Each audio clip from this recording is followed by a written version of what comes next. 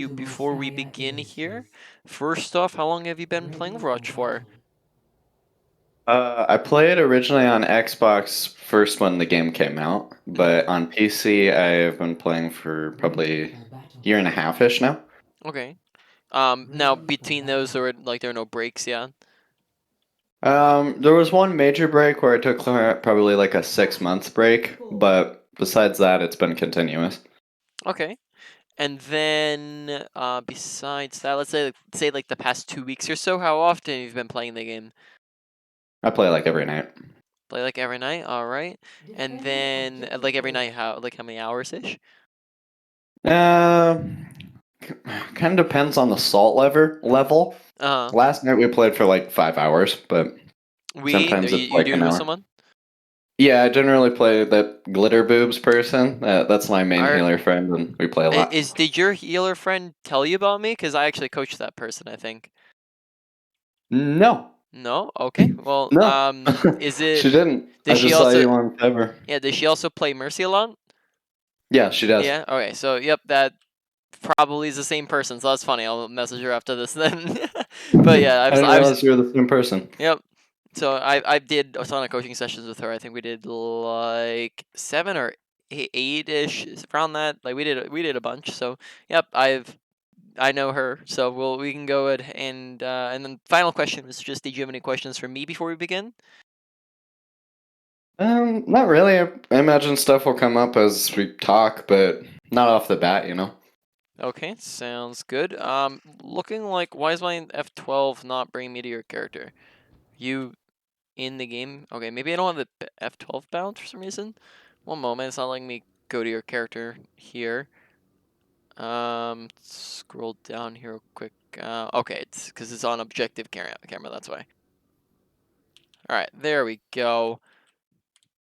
So to clarify again, because I got distracted by that, you said you didn't have any questions, yeah? No, not off the bat. All right, sounds good. Well, then we can just go ahead and get started here, and then I'll just be a minute or so while I'm looking for something to talk about. Okay.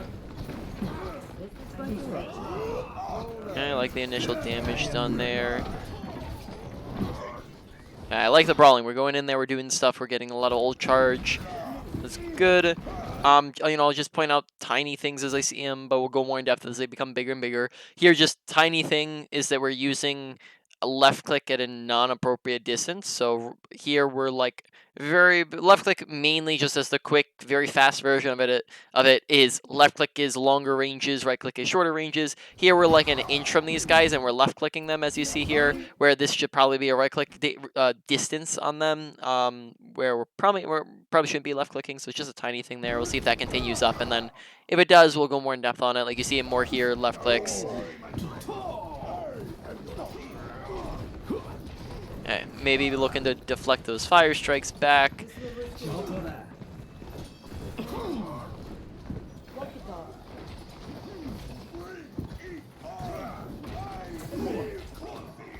Yeah, guys, so we're seeing a lot here. I'm noticing two things we might talk about here in a moment, just kind of track it a little bit more. Alright, so why don't we just go over this already? So we're at minute and 40 seconds, go to training range. Alright, so here we're going to go over, just first off, we'll go over the difference between left click and right click, just a little bit more in depth as we're seeing that repeat, and not just like one tiny little area, right? Left click versus right click, right? You have different distances in which these are appropriate mainly. So for the most part, left click is longer, right click is closer, but there's variables that go in here. So roughly, the reason why you want to be right clicking as often as possible whenever is just because it fires at a faster rate and you're going to be outputting more damage if you're firing right clicks rather than your left clicks. But it's also not going to be hitting a lot of shurikens if you're further away from people. So if we back up to like 10 meters or so, we're only hitting like one shuriken, or here we're hitting 3. So like 10 meters is probably like the bare minimum of a distance you want to be at, or is probably like the max distance you want to be at, whereas here now we're only hitting like 2 max if we like look to the side. So here now this is the distance in which you might want to be using a left click. So roughly around like 10 to 12 meters is right-click distance, and then anything past that is left-click distance if we're shooting at one squishy target, so anything that's not a tank. But where you can actually do right-clicks at a little bit of a further distance as well is when you're shooting into tanks who have bigger hitboxes, when you're shooting down a corridor and there's a bunch of clumped, or like a choke point, or if basically their entire team is clumped up together, because even if you don't hit one person with all the shurikens, it's going to be hitting people behind them, unless your objective is to specifically target down one individual person. You should be right clicking, and then the other time you can right click is like into shields, is another time. All right, so there's a bunch of different exceptions to the rule, is where you should be right clicking at a distance. Whereas like in our last game we were in, we were like kind of like standing here next to people and against tanks, shields, and big clumps of people, and we were firing left clicks, which is just going to be a lot less efficient damage-wise, and you're not going to be doing as much damage, so you just want to swap the right clicks at this distance. So far, there's just too many left clicks at a close range, though of course there were a couple times where it was acceptable when we were just shooting at single squishy targets, like from this distance, that was acceptable. Alright, now moving on to something else here. Let's go over crosshair placement real quick. So are you familiar with that term? Yeah, I know what it means. Yeah, so we'll go in a little bit in depth on there, just give you a quick refresher if you already knew it, and if not, then it's just something that you need to work on at the moment, right? So basically, first big major step to crosshair placement is making sure that we're placing our crosshair at head level, as headshots do a whole heck of a lot more damage than body shots do, pretty much almost twice the amount of damage on most characters. So you want to be hitting headshots, and therefore we want to be aiming at head level, because that makes headshots much easier. Whereas so far in our gameplay, I've seen us aiming down here a lot, even when jumping up and down, and like while just walking around normally, we've been aiming a lot at feet or like around this level, not at head level, which means that we're not naturally getting headshots, right? The further you have to adjust your crosshairs, so we're doing something like this, or we're just aiming low, the harder the shot is to hit. Whereas if we're just going side to side, then these shots are a lot easier to hit than if we were just in the adjustment, right? So adjustment makes shots harder to hit. So what that looks like in our gameplay is if we're just spamming down corridors, spamming into shields, spamming at our default shots, right, are all going to hit body shots if we're aiming at the body level. But if we're defaulting to head level, now if we're spamming at shields, shooting on a corridor, now all of our shots are just defaulting to the head level, and we're doing much more damage, right, just because we're already aiming there. Now, this is even as we're jumping up, we want to try to keep a head level still. It's a lot harder while you're in the middle of jumping, so sometimes I might recommend, like, if you're just sitting down main spamming, for example, like if you're behind a shield, you might not even want to be jumping, as jumping can honestly just make shots harder to hit, like if you're just going for shurikens.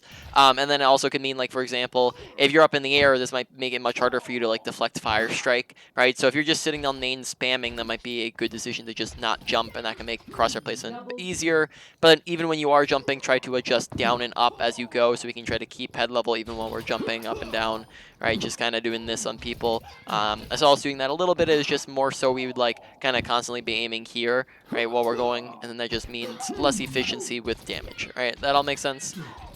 Yeah. All right, so then why don't we just go ahead and continue then? All right, so we were on Volskaya. Is this a quick play game? Yeah. Yeah, that looks right. Traveling to Volskaya, ready for battle. Yeah.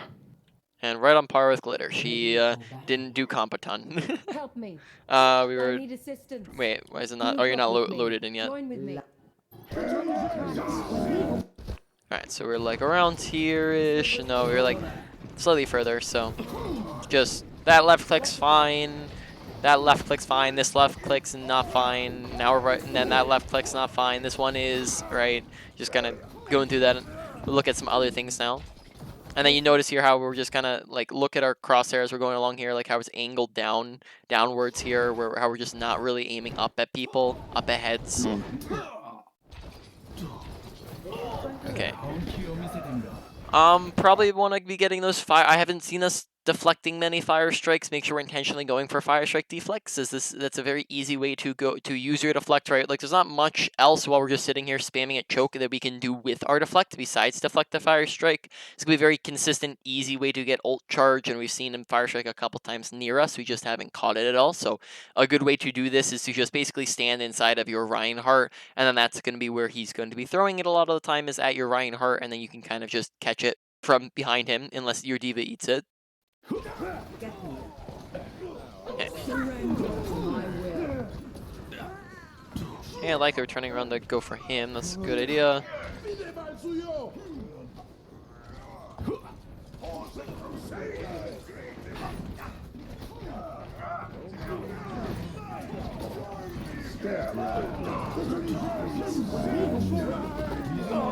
Very nice. Okay, so we got a blade. So one thing I would mention is that so far we haven't done a whole lot of anything. So like a thing that a lot of Genji players do, and this is something I have to talk about with a lot of Genji players, is they think that Genji's only value that he ever gets is out of his blade, and then therefore that means that they spend a minute and a half poking for blade, and then they only play around getting blade, which isn't terrible mindset to have, but I'd probably say the better mindset to have is doing things in between your blades. Blades are definitely one of the most powerful parts of Genji, but isn't the only thing that Genji's capable of doing.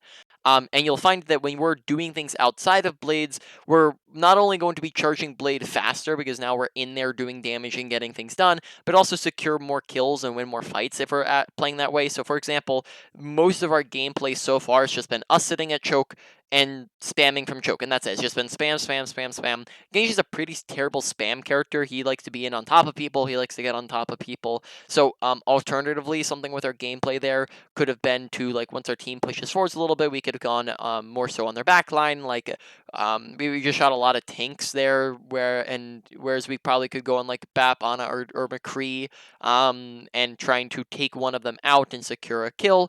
And even in that last fight you were in, we weren't really attempting to go for any kills. We were just kind of sitting there and spamming up on the high ground. So going for more, and this is just kind of a mindset with our how our playstyle works, is going for more than just our ultimate is going to be a really good way to get more value on Genji. Whereas so far it seems as though we're only going for value out of our ultimate. Does that make sense? Mm-hmm. All right, so let's skip forwards here. Now we have a blade this next fight. We do have a nano as well, so we'll be trying to use that, I would assume. Yeah, we did end up nano blading here.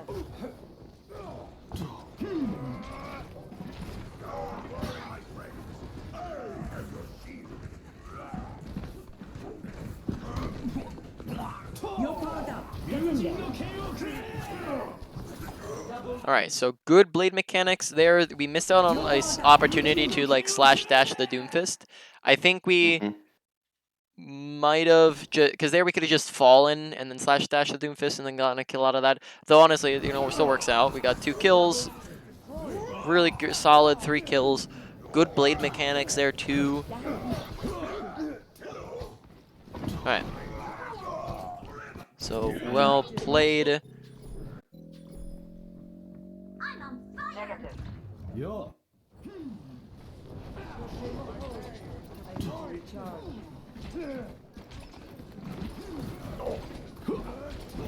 Okay, so here, just for example, right, like what we could be looking to do.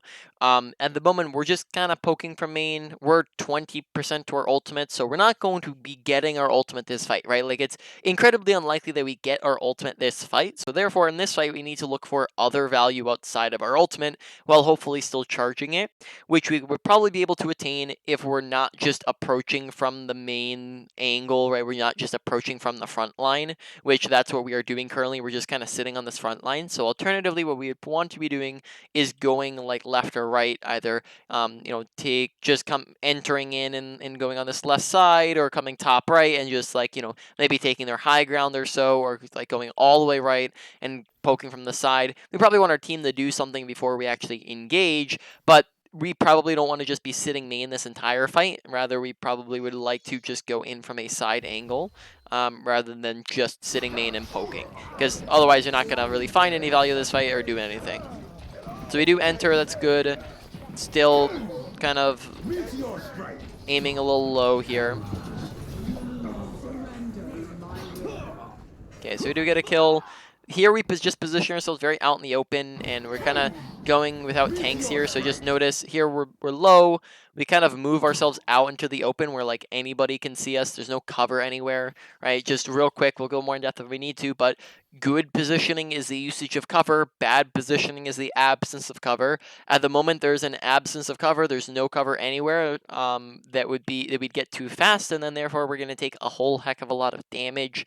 And then therefore we end up probably dying because we leave cover, whereas we probably should be staying behind cover here. And then we also react to the Doomfist ult a little bit slowly, and then we die, right? Group up here.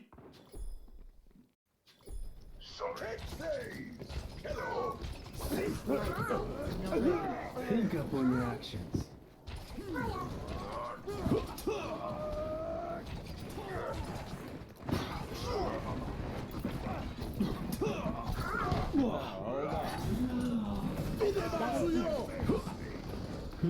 Try to do your best to stick behind your tanks. Noticing a lot of playing just on the front without your tanks, like kind of pushing up ahead of them or not being where they're at. If you're going to play from the front line and not from the sideline, you want to be behind them. So unless you're just specifically going for an ability, not in front of them. Whereas there we just got really aggressive and got like right up in front of them, and that got us pretty low. So we just gotta watch out for that a little bit. Okay, so we're coming up on an ultimate this fight. This is an instance where we can be, you know, when we see that we're this close to an ultimate, we can be poking, we can be spamming, because that we know that we'll get it this fight. Whereas like in the last fight, when we're nowhere close to it, our goal should not be to just spam. And nice deflect to save yourself.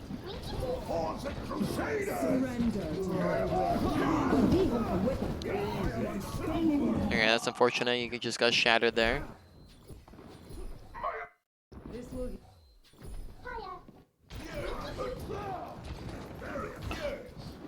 And nice deflect.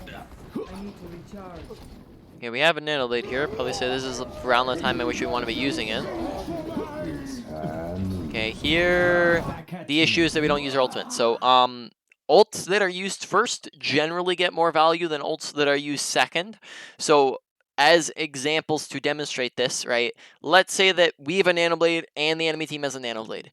If they use Nano Blade first before we use Nano Blade, then they're just going to kill our entire team, and we have less team support. We have less people to heal us, to tank for us, right? Less people, and therefore we're at a disadvantage. Therefore, if we Blade, it's just going to inherently get less value than the first Blade. Not to say that, you know, it's everything's possible, right? You could still win that fight, but it gets less value. So the other thing that this does is it means that we could end up just, if you hold on to it and don't use it at the very beginning of the fight, you could just end up losing the fight before you get a chance to use your ultimate. So this fight, for example, you hold on to Blade and wait until they used Flux High Noon, and then therefore we die before we get a chance to use our Blade, and we also lose the fight before we get a chance to use our Blade. Now let's rewind like 10 seconds, and let's say, you know, we see our whole team's walled, their team's walled up here, right? We see the McCree off to the right. We can probably assume that their supports are nearby to try to save them. This is probably a perfect opportunity to just go for our Blade, right? We could probably go for our Blade pretty easily here, right? Yet we hold on to it, and because we hold on to it until they use their ultimates, they just win the fight because they use their ultimates first, right? Which ends up losing another fight, obviously, right? So we just want to make sure we're using our ultimates at the beginning of fights, not holding on to them till mid-fight or late fight, but we're using them at the beginning, preferably before they use theirs. And we also want to be careful because then you could end up taking that the complete opposite way and just using your ultimate before the fight even begins, right? Because if, let's say we use the fight before the ult before the fight starts, well then we are going up against they have a ton of abilities and a ton of ults, and you know we don't have team support. But here the fight has started because your team is close enough in. Your Reiner's charging in, your Mei's right next to them. They're walled off. They've used lamp. The fight has begun like now, right? Yeah, and this is where we should be ulting. Yeah, we aren't, right? That all makes sense? Mm-hmm. Yep, alright. So then they win that fight. I am ready.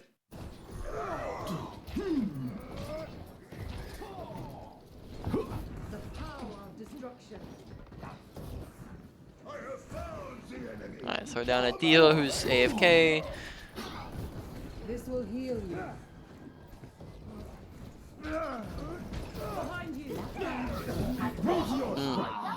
Okay, awareness, right? This is an awareness thing of in a couple different areas, right? So awareness is just paying attention to your surroundings, knowing what's going on around you.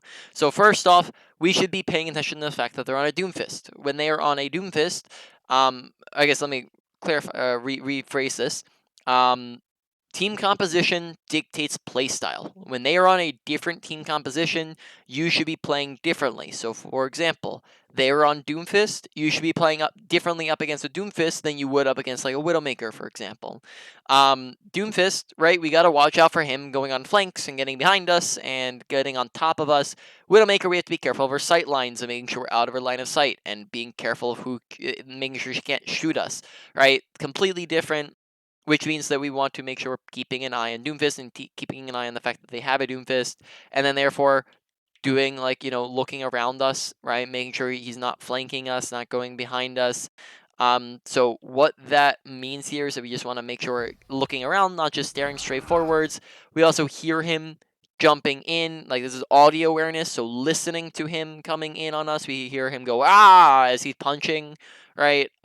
Punching in, that means that gives us a cue to know Doomfist is coming, right? Which can mean that we can look around now and maybe dash out of it, right? Doomfist lands on top of us.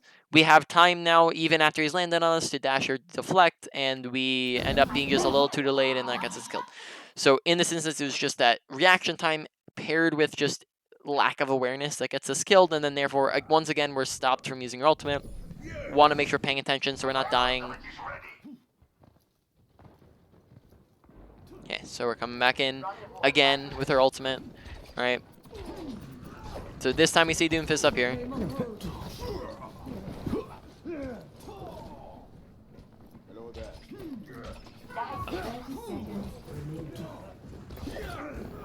Okay, so there, I'm not sure if we intentionally grabbed the health pack. If we did, then that's kind of nuts. Good job. If we didn't, then I would be careful about engaging when you don't have health, because we did go in there without health. So just be careful about that. I mean, like, for all we knew, I think the health pack was out of our line of sight. So for all we knew, Doomfist grabbed that already. Okay. One other thing to keep in mind is our goal is to win the fight. Yes. Yeah. Yeah. Would you say that you're going to get more value and have a higher impact than winning the fight out of killing a Doomfist or getting a Nanoblade off? Well, I think it kind of depends because a lot of the time, like in this case, Glitter is fighting the Doomfist kind of alone, Mm-hmm. So my priority was to protect my healer. But I could see yeah, if I could successfully get off like a 3 or a 4K, then it would definitely be more effective. I would probably say that in most cases you're going to want to go for that. Even if it's 2K, that still outweighs 1 kill. So like for example here, right? Like even if he gets the kill on your Moira, which at the moment I think is unlikely, because she's coalescing and he's like 1 HP, right? Even if he does get the kill on Glitter and you get a 2K, that's still value. That's you getting 1 more kill than you would have gotten otherwise, right? It's a 2-to-1 ratio. Whereas if we get the kill here, we've just honestly at the moment, I think we've just been wasting a lot of this time because notice in the meanwhile, your team's trying to push on the front line while down 2 teammates and down your core Nanoblade ultimate combo, and we're not with them, and then therefore we're down 2 people and probably going to end up losing this fight, I would imagine, because of the fact that we're already down people to start off, right? So we just want to make sure we're doing that. We finally get the kill, right? But now we're down some people. Probably say just prioritize the ultimate first, then getting the kill after, or you can go for the kill to start off. Just make sure it's not taking too much time, and if it is, you might want to be going for the ult. All right, so here target priority. First off, I don't think we're scouting when we're going for these blades. We're kind of going in blind. So before you're going for blades, it's probably a good idea to just check where are people at. So we can do that, for example, just by the act of like climbing up this wall and just looking over the edge here. Just takes an extra 2 seconds to do this. This locates people. This says, okay, Sigma's up front. McCree and Baptiste are on the left, right? Anna's on the right, Ryan's in the front, right? If we're just we're paying attention to what's going on here, and we can check it out, we can scout it out real quick. Therefore, we're going to be able to go on the things we want to go on. Here we go on a Nanode Sigma. Probably not the thing we want to be on. It's also unfortunate that we don't get the Nano, which is just going to be the downside of playing quick play and Anna's not coordinating with you, right? But here we just go on the complete wrong target, both of the tanks, while one is also Nanoed. So therefore, that gets us into target priority. Tanks aren't the things we want to be shooting at most of the time, right? Tanks have 2 to 3 times the health of other characters. In this case, one of them is nanoed, which gives them even more durability. They have armor, which gives them more durability. They have shields and tanking abilities. And then on top of that, they're also just not the characters that output the statistical value, right? Even though they are a very important role and they can carry, their job is to create space for the other roles, whereas the job of a DPS is to do damage and supports do healing. Therefore, they're the ones who output the statistics, and they're the ones who the statistical value, right? And they're the ones who we want to be killing. So, most of the time, most of this game so far, we have been. Besides, I'd probably say the one time that we weren't was when we were going for our first blade. Was the one time we were really focusing on their backline, but. Every instance since then, besides I guess chasing the Doomfist would be another example, but every instance since then has just been us spamming the front line, us shooting at tanks, us shooting at shields, us spamming the front line, then blading the tanks, right? And then therefore this blade is not really going to get a ton of value. I would just already be able to predict this just off of the fact that it's 2 tanks and 1 is nanoed, right? Just we're going for the wrong targets here, right? Is the big issue. Right, so we get 1 kill out of it, and that's not really as much value as we should be hoping to get out of it. So going for the Ana, the McCree, the Baptiste, right? Even the Doomfist would just be better targets than going for the Reinhardt and the Sigma.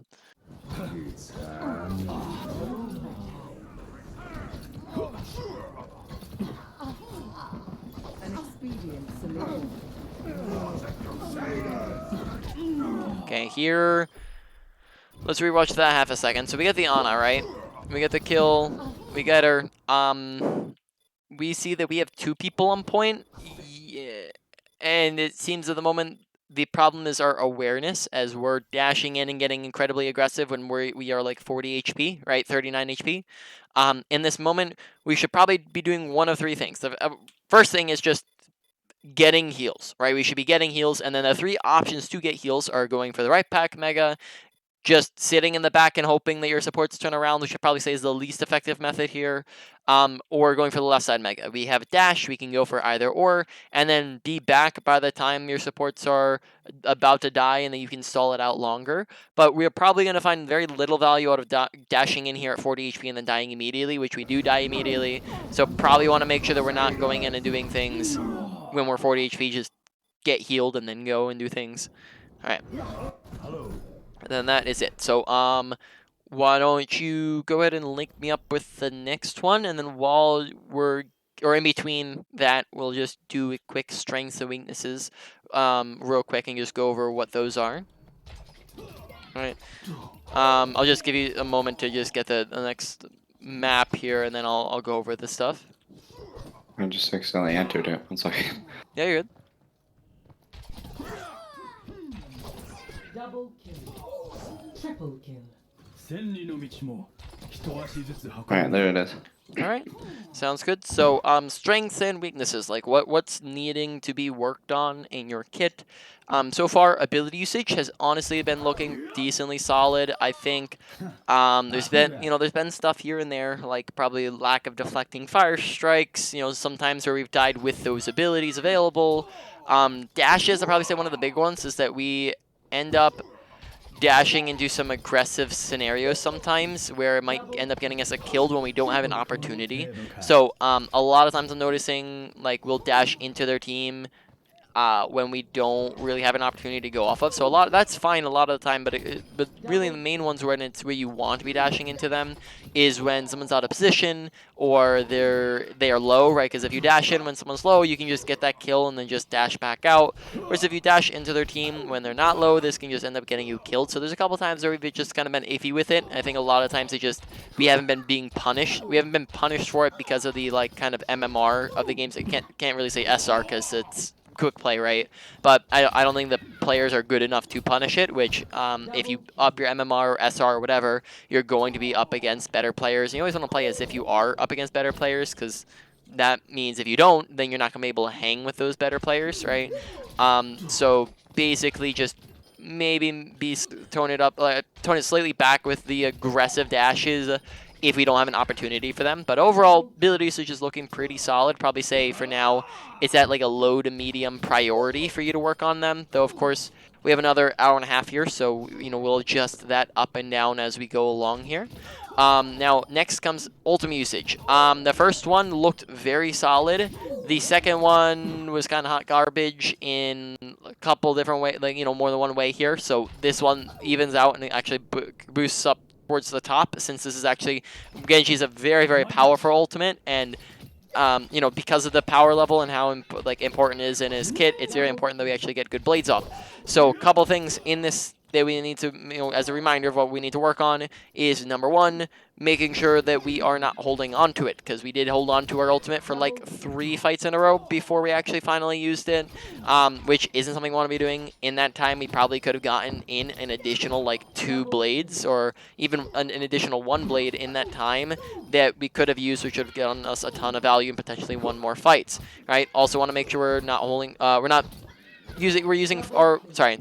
we also want to make sure that we are using our ultimates at the very beginning of fights, not mid-fight, not late fight. That way we're not just losing them a fight before we get a chance to use it, as one of the core causes that one of the core reasons why we did hold on to it was because we just end up dying and losing the fights, right, too early, right? So just use your ultimate earlier as long as the fight has begun, right? Another thing I would say is make sure we're scouting to know what, who we're supposed to be going on, right, and where people are at.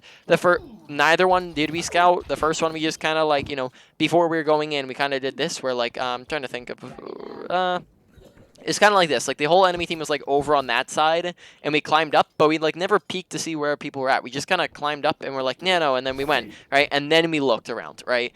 Whereas what we probably could have done alternatively is peek, check where people are at. Okay, over there, over there, over there. Okay, now we're doing it, right? Then we go for it. Then we know where people are at. That way we can actually get a good blade off. So just scout where people are at before we're going for blade. And then those are all the different things in blade. Therefore, blade is probably coming out at trying to think. At the moment, I've only seen 2 of them, and one of them was actually, the mechanics of the blade were actually pretty solid. And then the final thing in there was also just the target priority, which we'll go over in a moment in a different category. So overall, probably say we'll put it at a medium-high for now, though that does have the potential to go up or down when I see more of them.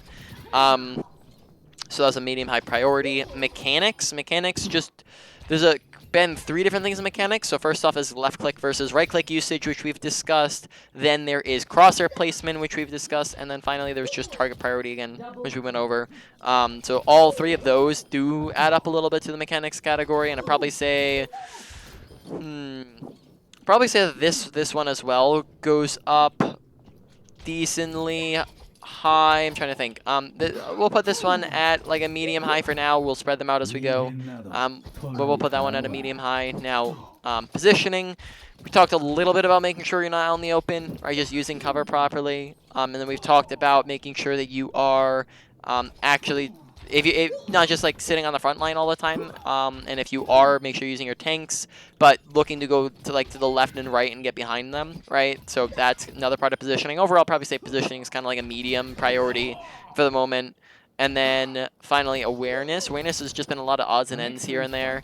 Knowing where the enemy DPS and supports are to know, who we should be going on when we're going for blade. So kind of scouting, and then paying attention to the Doomfist and team compositions. And then those are kind of the main ones for now. That usually is the slowest one to diagnose. So we'll get back on that, but for now we'll put that at a medium as well, medium priority. So that's kind of what we're standing at, where these things are standing at for now. And we probably just look to go ahead and get back in. One of the things I would say is like not really categorized there, though we can make a category if they need to here. We just kind of be like the playstyle we have on Genji, whereas like a lot of times I'm noticing that we're just like in general just too passive and not going for enough value outside of blades, and then we're also even when we're going for blades, the blades weren't that great, right? So wanting to do more outside of our blades, playing slightly too passive, whereas like a lot of times you just kind of sat around and just poked outside of our blades. So we just want to make sure we're doing more, and those are kind of like some outside things that maybe we'll put into a category if they seem like they need to be put in a category, right? So we'll continue on for now.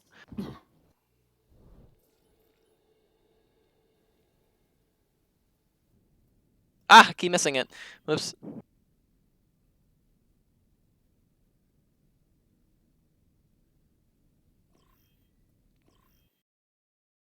All right.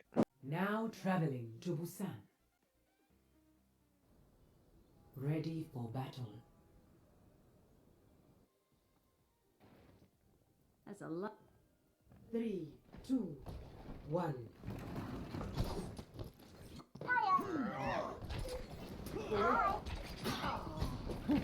This All right. is my will. So notice some random right clicks in here, just again moving in on the left click versus right click. So here we throw in some left clicks. That's good. That's a good range for it. Here we randomly right click the Lucio when we're way too far away for that to do anything. Then as well, I believe here this on the Junkrat. Let's see, is that too far? I don't see how many shurikens hit him. I think one of those. Two. Yeah, no, one of them, because you can see the other two here. Oh yeah. Yeah, so one of those hit him. Probably say again that'd be a range where you can left click. Keeping in mind that you can do left click dashes as well. That is a thing. That would really just be. I mean, most of the time when you're within dash range, you're within your right click range. But when you're a little bit further away with a dash, you want to be left clicking first. So it's really the same range in which we talked about with the left click versus right click thing, right? Snap. What we were number 8. Very nice. Okay, so here already instantaneously better because we instantly are going in and doing things rather than just kind of sitting around. So this is already looking better on the playstyle end of things, where we're not playing passive, we're not just sitting and poking, but we actually went in and did things. And notice how that pretty much instantaneously, like at the very beginning of the fight, we got up to 20% ult charge just because we're in there doing damage and getting things accomplished. So we're getting a lot of value here, and probably look like to see this kept up right throughout our gameplay and not just like once in a while. So that was good. I liked that aggression. Good kill, right? Like here we get like 2 kills off of just flat up damage without an ultimate. Whereas last game, I don't even know if we got a kill without our ultimate. Like I don't. We got 1 kill in the Doomfist without our ultimate, right? Whereas in the first fight here, we get 2 kills, right? And then there for ult that just got us more value, won the fight, got you a bunch of ult charge, right? Like now, at the moment, we are only behind 1 single person on their team in terms of ultimate, and then on our team we're behind 1 person. So in this entire game so far, we're the 3rd highest ult charge, and that's because we went in and did things, right? Whereas Genji, typically you think of Genji as like a slower ult charging character, like he doesn't charge his ult insanely fast in comparison to some other characters. Whereas here we are charging it fast because we're going in and doing things.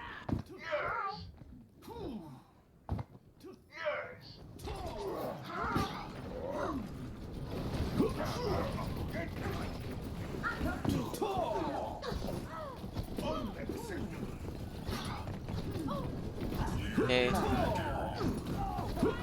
Probably some right clicks at too far of a distance on some of these guys, like on the Tracer.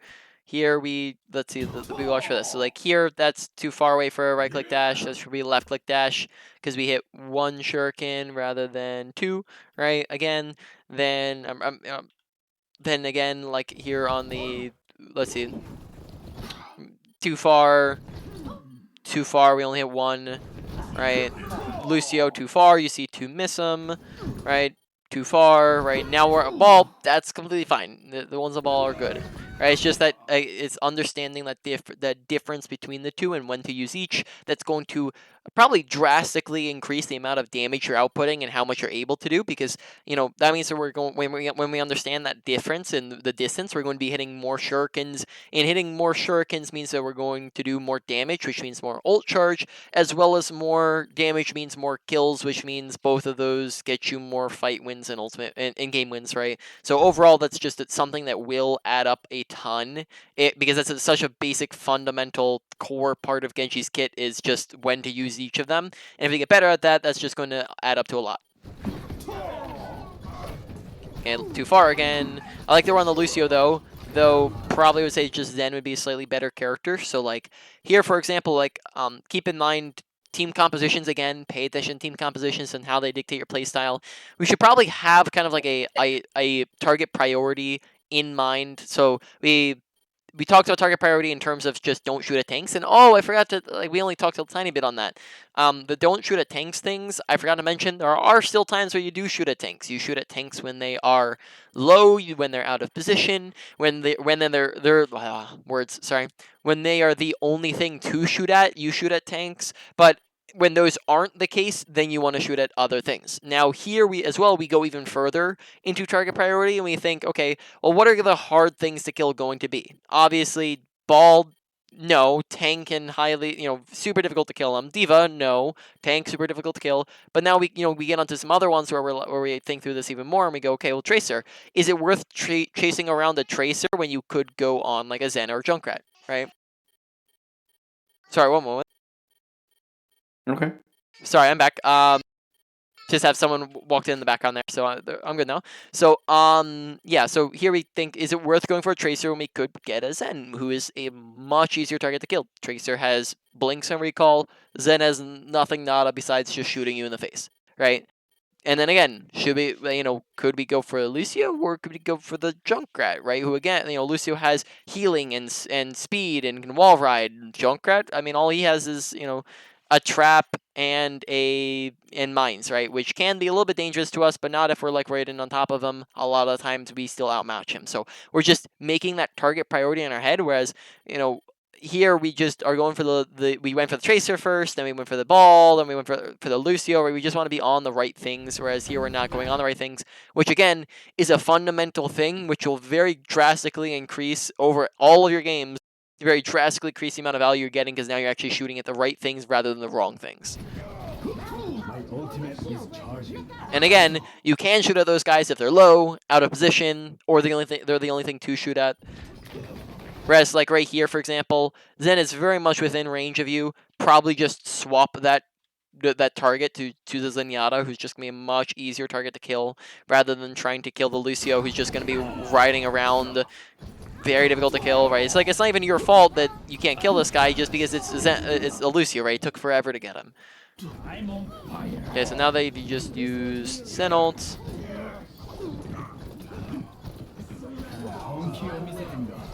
Okay, there. Already doing a lot more because we're actually going in and doing things, right? You see the amount of just flat up kills we're getting in this game. This is a very drastic difference between the last game and this game, which I would attribute to inconsistency.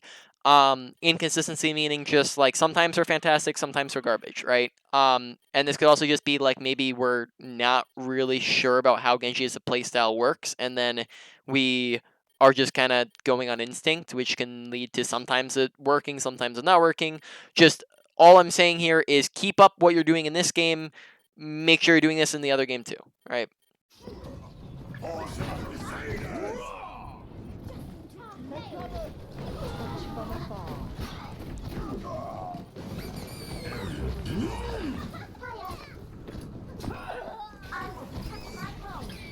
Okay, nice dashes. Alright, so here we're going for a blade. We don't have any boost on it, but they also use trance, so we should be able to get that off decently easy.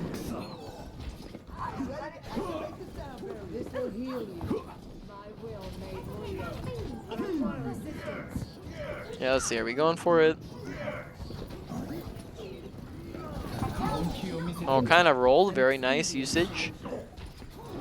Okay, it's last fight, but we're still not using our ult. Again, just holding on to it for a little while. Have the beat, probably should be going in with the beat. Just holding on to it for way too long here. It's last fight.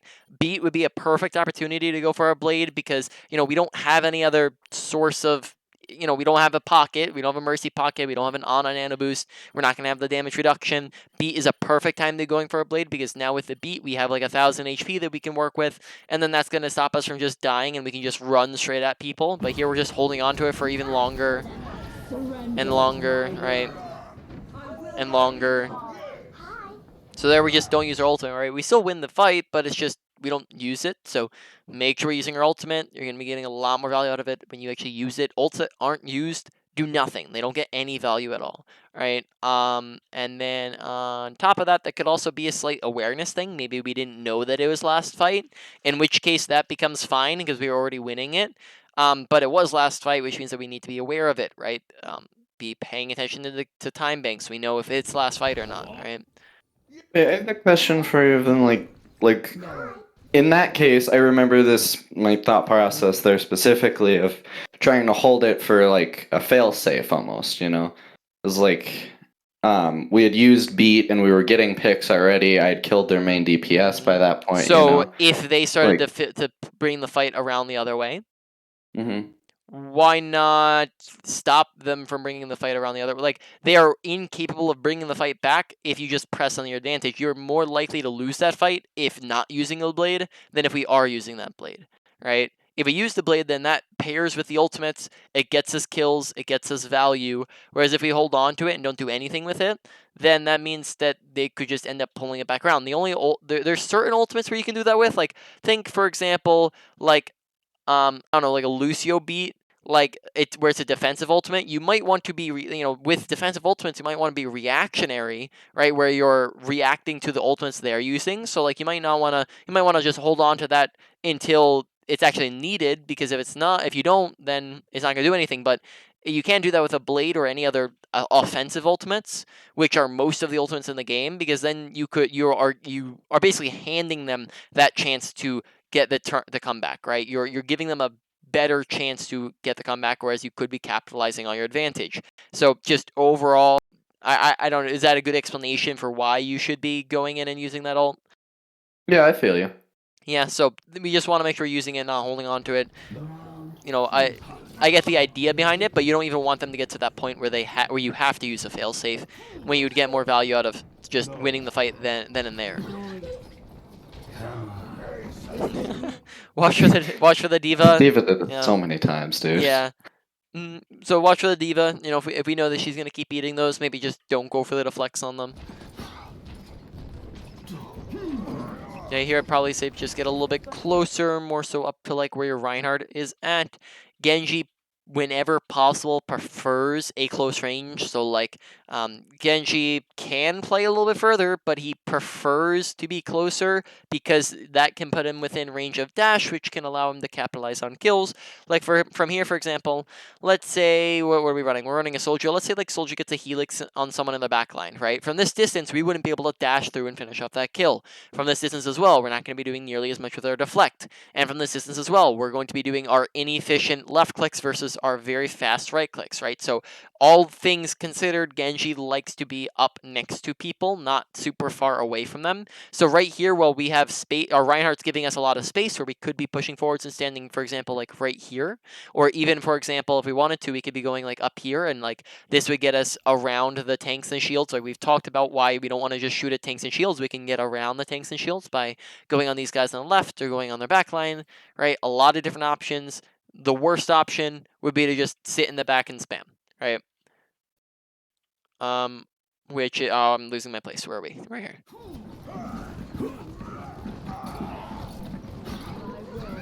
Notice just the aiming at the feet, which does a lot less damage, right? Just like how we're body shots. Look at where we're aiming, like body shots, right? That means that if he had hit one single headshot there, he dies, right? Or I guess we still kill him anyways, but he would have died faster, right? And actually, and it did not give him the chance to get out. Thank you. The objective is now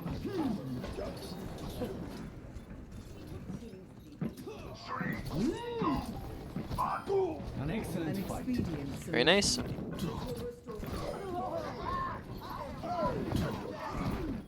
Oh, wrong target. We saw the Ana, and then we swapped to the Reinhardt. So be on the right target, not the wrong target there. Right, because you kind of let Ana get away. Aiming the objective. And then she's still alive now, so like we just kind of really swapped to the wrong target there, even though we saw the Ana. Nice kill, nice headshots. This will heal you. Alright, so good mechanics there. Ahuga.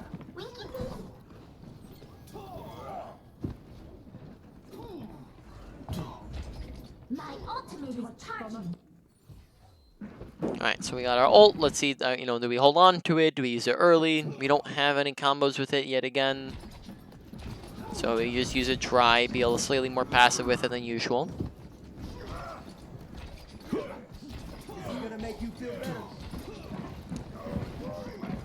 Okay, kind of standing on the open right now, not really using cover too properly, standing far away from your tanks. Positioning right now is pretty poor. Probably could be like closer to Reinhardt or closer to cover, either or. Okay, fight has begun. Ultra flying, Coalescence, Shatter, Nano, right? Ultra being flown. Probably want to be using Blade at some point here. Yep, there you go. Good timing with that. Right, and we actually got value, and now we're, killing stuff, we're doing things. Very nice. All right. Well played, good Blade. Just want to make that, again, consistent. So far, this has been a much more solid game than our last game that we were in. Hello there. And we just want to make sure we're, that again screams inconsistency at me, where, one game is fantastic, one game is terrible, means that we want to work on getting consistent and making every game hopefully good. And then that stems from practicing and making sure we're focusing on these things so that we can look to get them more and more consistent, right? That's just practicing, focusing on the things that need to be worked on the most of all, and then you will start to become more consistent the more you work at it. This will restore you. Okay, here we're hanging out on point. Probably want to be holding this high ground. We don't really contest the choke point at all. Though I guess you got to go for the quick play memes.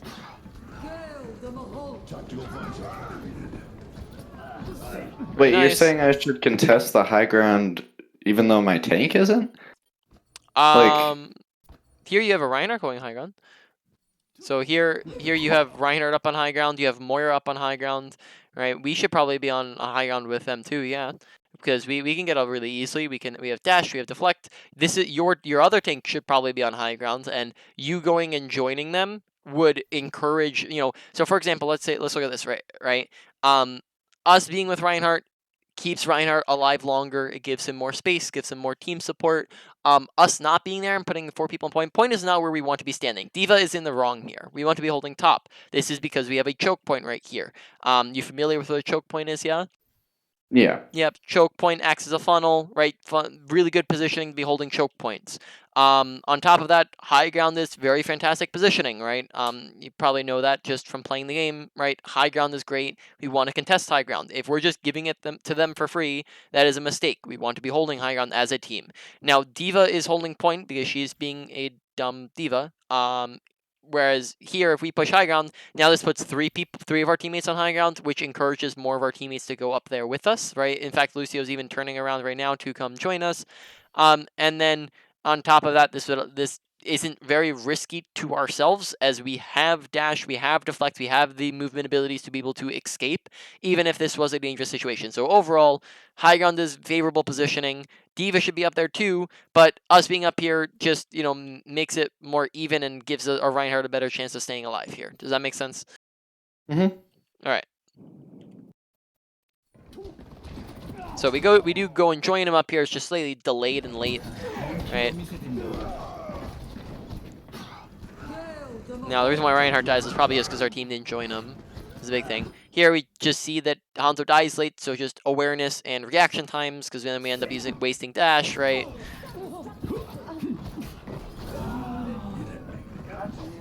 We just lost Ana. She just ran back the other way. All right, so awareness again, right? Paying attention, using our eyes, right? Making sure we're focusing. Now, let's just go over this because we have another hour here. We have enough time. So you might be saying, Boogie, well, Boogie, awareness sounds super vague. How do I get better awareness, right? Like you've been telling me how to get better at my ultimate, and that makes sense. You've been those things seem more solid, but you've been just saying use your eyes more. How do I use my eyes more, right? Well, awareness. You get better at awareness the exact same way that you get better at everything else that you're looking to improve at, and that is making sure that while you're playing, you are focusing. That means that you're not autopiloting. You're not going to be just playing to play, and contrary to popular belief, you're not just playing to win. As when you're playing to win, that's a very good, easy way to just stagnate and stay the same. Whereas if you play to improve, you're actually going to be improving, and therefore that will actually mean that you're winning more games. Right now, what that looks like within your playtime and your gameplay is while you're playing, you're in your head, your brain's going to look like this, where you're going awareness, awareness, awareness, awareness, awareness, awareness, awareness, right? Or the number one, whatever is the number one thing for you to go over, like blade, blade, blade, blade, blade, blade, right? You're focusing on that particular thing, and you'll notice that when you're focusing and intentionally thinking about it and reminding yourself, then your awareness will actually start to look a little bit better because now you're looking around more often, you're listening, you're paying attention. And then when you do that for a long enough period of time, that forms as a habit. And then once it forms as a habit, you no longer need to put in that level of attention and focus, and you can move on to something else to put that level of focus into. Right now, we're going to be talking about a ton of things, and we have talked about a ton of things already in this 2 hours. So don't try to do every single thing all at once because that will get overwhelming. Instead, focus on one category of things or 1 to 3 smaller things within one of those categories. All right, that all makes sense? Mm-hmm. All right. This is not the right person. Why am I on that person?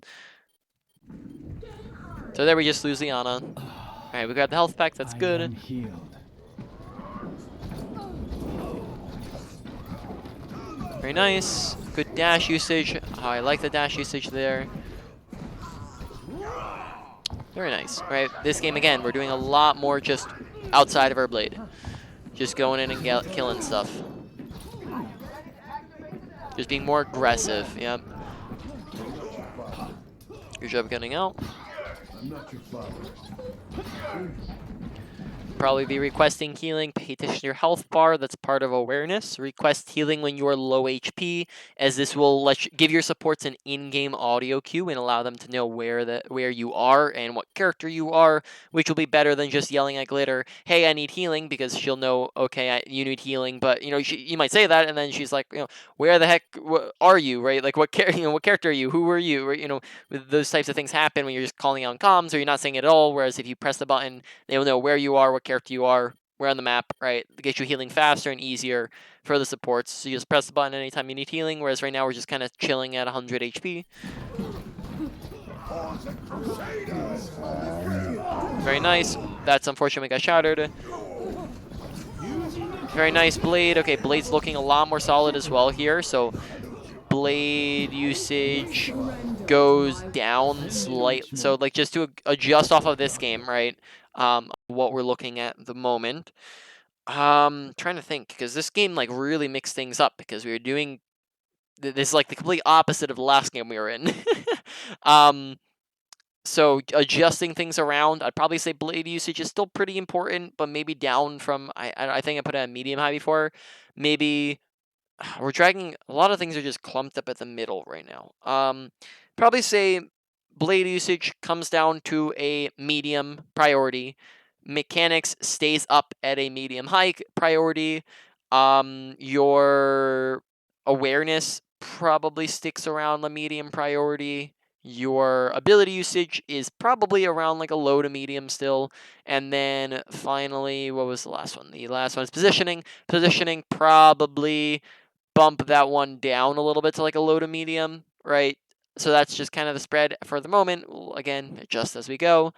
And then one question that I got to ask, because I think you mentioned at the very beginning, do you find yourself tilting a lot? What, like getting salty? Yeah, getting salty, because he had mentioned getting salty at the very beginning of the session. So do you find yourself getting salty a lot? It's very dependent on the people I play with. My playstyle has varied significantly with since I play with this like consistent group a lot. It's the channel that Glitter owns. Uh-huh. not gonna lie, a lot of the players are terrible. Like they're not even trying, you know, they just want to have fun and that's fine, you know. Yeah. But because of that we all kind of change how we play a lot of the time. Mhm. And sometimes that means just totally fucking around. Yeah. Mhm. And sometimes I'm just not in the mindset for that. Glitter's not in the mindset for that. When I'm just playing with her, we basically never get salty. Mhm. But that's because we have very similar Mindset. So you get salty when yeah. people aren't really trying a ton. Is that? Yeah. Yeah. Okay. I mean that's valid. I say maybe if you're both having that competitive mindset, play comp more often, as you'll have more people with that same mindset, and then that could help alleviate some of that saltiness. If you're, if you're trying to play competitively, going to quick play really isn't the place to go, as people aren't at, they're not in playing quick play to play competitive, right? Whereas if you're trying to play competitively, go to competitive where people are trying to play competitive for the most part, besides the some people, a few people who aren't, right? So I would just say that that could be an area, and then that also is going to be one of the faster ways to improve, right? Because competitive means more challenge, and more challenge means you're going to be able to improve upon yourself faster, because more mistakes will be apparent, and you'll be able to practice better when people are actually trying versus when people aren't. So again, that's just would be my recommendation. Is just comp more often. I think I also gave that to Glitter, but I mean, I know she mainly likes to play quick play. And then did a little bit of comp on like an alt account or so. But it's ultimately up to you. I'm not here to force you into playing comp if you just like having fun in quick play, right? So, would you like to give me another code here? Yeah. Oh god. I only pinned two. I gotta Yeah, that's it. look for another one. I think the problem was that when I sent you the thing, then the criteria for replays, that's for 1 hour. Oh, okay. I didn't think about that. So yeah, that's meant for 1 hour. So you see how we're done to at the 1 hour mark, right? So you probably needed like twice that, but that's my bad for forgetting about that. Typically, I don't do 2 hour sessions a ton. They're a lot less common. I got one on Rialto that was a similar game, but I wasn't playing Genji that one, I don't think. So Okay, I will send it to you, but are you specifically wanting to just review Genji? no, that's I'm not just specifically Genji. It's my Mm. all of my gameplay. I was just making a comment because the other ones have been exclusively Genji, you know? Okay. Welcome to Rialto. Ready for battle. All right. Yeah, I was McCree in this one. So, question, because just out of curiosity, because now she's on Mercy, is there any particular characters in which she will run Mercy for you versus not run Mercy for you? Like, are there certain characters that you say, like, okay, here I'm running, or like that she'll say, here I'm running Moira, here I'm running Mercy, or is it just kind of all over the place? Um, I don't think we really base it off of like when I swap for her, I'm not really basing it off of what she's playing. I'm basing it off of what's giving her issue more, you know? Mm-hmm. And I think it's the same thing for her. Okay. Just sounds good. I was just thinking in my head because she wasn't with you, she wasn't on Mercy for both of your Genji games, and I was just gonna say that Mercy with Genji is actually pretty solid, right? Because Yeah. you get it basically acts as a nano boost if you don't have a nano boost, and then if you do have a nano boost, a damage boost will allow you to like one slash rather than slash dash, right? Which will be is insanely uh is very very powerful usage of your ultimate. So that's just one way to think about it. Run. Attackers. Yeah, I get you. Yeah, okay, so here Stop the payload. we hear him, that's good, we're listening. We back up. I imagine we might see slightly more positional things Watch the spam jumps. So that's probably a habit from Genji where spam jumping is a little bit more acceptable, particularly when we're like on top of people. But here we just are going jump, jump, jump, jump, and that's going to do a couple things. First off, just to mess with your aim a little bit. But the main one is it's just going to make you an easier headshot target. So particularly up against characters like hit scans, and at the higher and higher up in ranks you go, or even quick play MMR you go. That will mean that people are going to be able to shoot you easier and headshot you easier when you're jumping because it's a predictable animation. This, of course, is not a very high priority. This is a low priority thing to work on, though it's just a thing to keep in mind is that just spam jumping's not good on McCree or any other character. Genji, it's fine because you have 2 jumps and it makes it less predictable.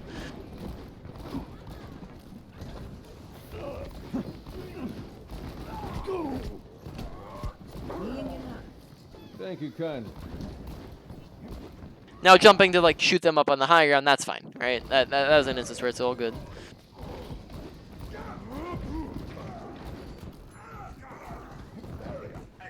Oh, so like we saw him TP and then we just like we didn't see him for a second. Like we see him TPing here straight behind us, and then we like look over and go, I don't see him. He's not there, right? And then we look away, and then he's actually there, right, like right next to us. So I guess just pay, again, kind of awareness, right, of just looking and paying attention, and we see that he TP'd behind us. Do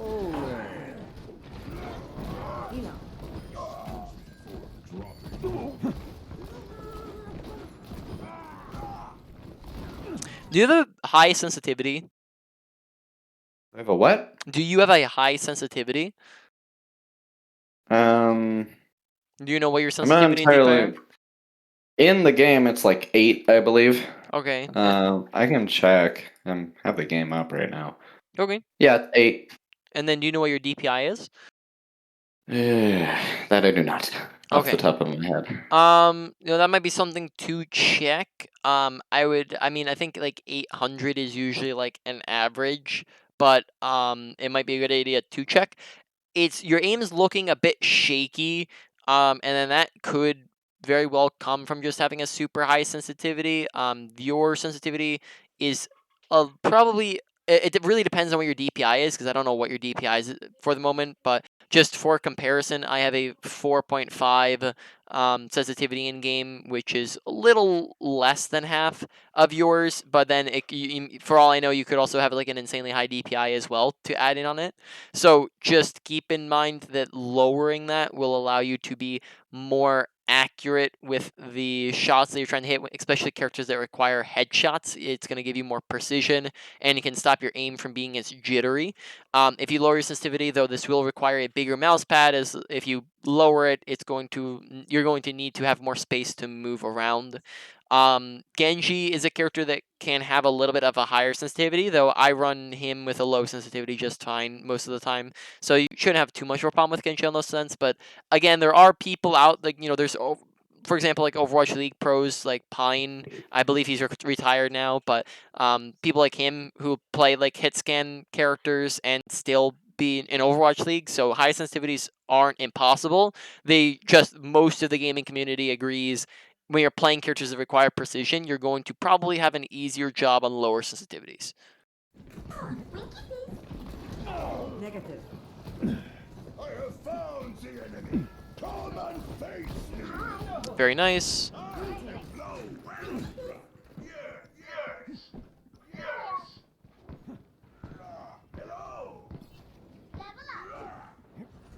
Okay, I like that we're repositioning up to the high ground here. That's a good idea.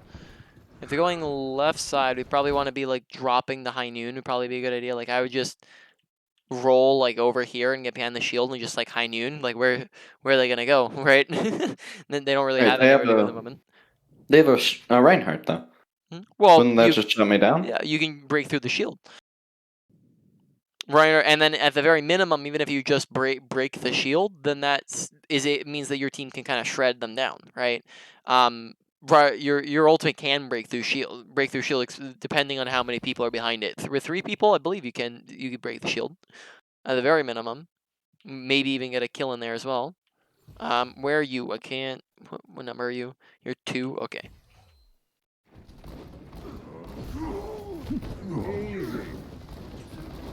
Heroes never And die. oh, now we can high noon. This would be a perfect instance to high noon because they're both on the left, out in the open, nowhere to run.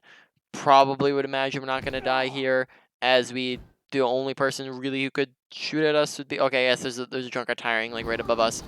Oh, very nice shot. Very nice. I'm on fire. Oof, solid. A lot of headshots. I like it.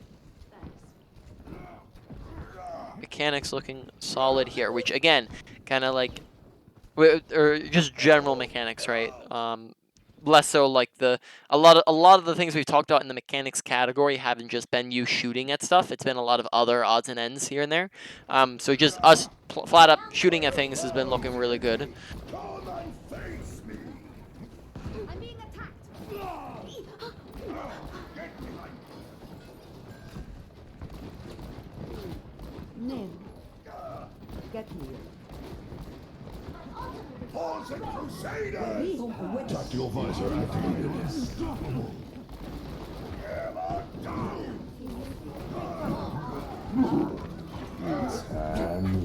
Okay, so High Noon comes a little bit late there. Probably could have taken out like the solo monkey here if we wanted to. Like, well, again, where's monkey gonna run? Probably could High Noon him here. I believe as well we just used his bubble. I think. Yeah, he just bubbled. So now monkey is without bubble, standing on the open. Nowhere really to run. You have a cover here that you can use to where no one on the left can see where shoe. This would be able to at very least burst down monkey a lot, right? So getting back to you, we also use it very late in the fight. So notice how we use it pretty much we use it after two of our teammates are down, and then one person is our diva's like 1 HP. So why don't we talk about this real quick? Is how to tell whether or not a fight is won or lost. We haven't seen a ton of this yet, but you know this is here, so it will repeat. I imagine it will repeat once in a while here. How to tell whether or not a fight is won or lost, right? This comes down mainly to kill feed. Kill feed is the top right corner of your screen, right? It's just going to tell you when you're up or down people. When you are up 1 to 2 people, that is an advantage, right? When you have an advantage, you can play more aggressively. You can go in further because they have less people to shoot at you and kill you. When you're up 2 to 3 people, right? That is where you have won the fight, right? At that point, you no longer need to use ults because it would just be overkill, and you want to get super aggressive. That way, you can look to go ahead and go and stagger the enemy team, right? Now, this also goes the exact opposite way. When you are down 1 to 2 people, that is a disadvantage, right? At a disadvantage, you want to start, you haven't lost the fight yet, so you can still fight it, but you might want to play a little bit more passive because you're losing the fight. Now, when you are down 2 to 3 people, that is a lost fight. At that point, you don't want to use ults because that would just be overkill. Or not overkill, sorry. It would just get wasted, right? Because you die and then lose the fight anyways, right? And then on top of that, you want to look to get out if possible. And if you can't get out, you want to look to just let them kill you, right? This way you don't stagger yourself. You're familiar with staggering, I assume, because you've played the game a ton, yeah? Yeah. Yep. So just want to make sure we're not doing that, and then that stems from good habits. Here we high noon after this fight is lost. This kind of goes into a little bit more further in depth because we said 1 to 2 and then 2 to 3. You might have noticed that 2 is the middleman, and currently we're only down 2 people. So it's a 1, 2, 3, 4 versus 1, 2, 3, 4, 5, 6, right? We're only down 2 people. 2 is the middleman because there's a ton of other things that go into whether or not you've won or lost as well, right? There is which team has better positioning, which team has more ults, which team is using more ults, which team has more abilities, which team has closer spawns, which team has I don't know, more health is another one, right?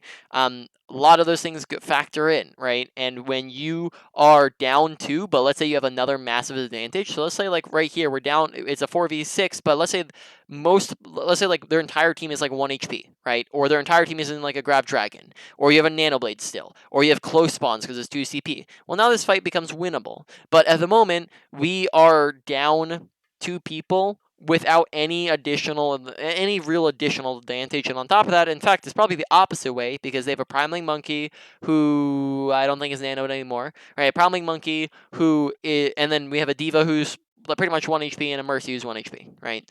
So currently we're at a pretty massive disadvantage. based off of all the factors. We don't have any additional advantage, which means that we don't want to be high nooning here and just hold on to it. Right? Probably want to high noon earlier in the fight, which again stems from what we talked about before with Genji. Is just ult at the beginning, not in the middle, not at the end. Here we ulted at the end of the fight, which means that it just gets wasted. Right? Is the main point here. Pretty much, if you're down 2 people and you don't have another advantage, like you just lose 2 people at the very beginning of the fight, a lot of times that's just a lost fight, right? So here, let's see. We die, we don't do anything with it, and then therefore we lose. The payload has reached the checkpoint. Hold up now.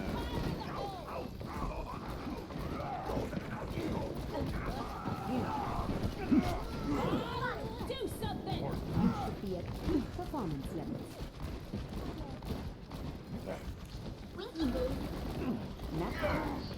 Okay, good job taking out the bubble. Good job. Watch the spam jumping. This is on top of it just making it easier for them to shoot at us. It's also making it easier for them to hear us and making it very apparent that we are sneaking up behind them just off of audio cues. So avoid jumping here. You might even want to add in a crouch or two rather than just jumping, because it's going to allow us to get more kills here. Heroes never die. Thank you. I feel unstoppable. Yeah, I like that we took the high ground. That's good. Good positioning.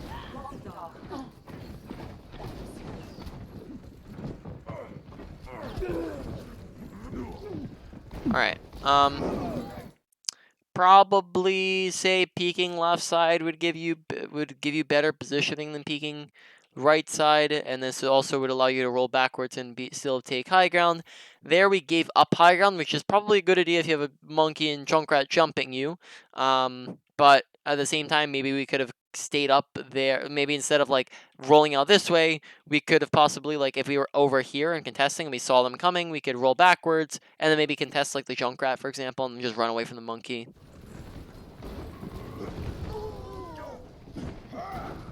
Alright, and then contesting that Junkrat from the high ground potentially stops him from ulting and wins that fight. Right, so that's a big thing there. It's just we kind of gave up high ground when maybe we could have stayed up there for long enough to take the Junkrat out.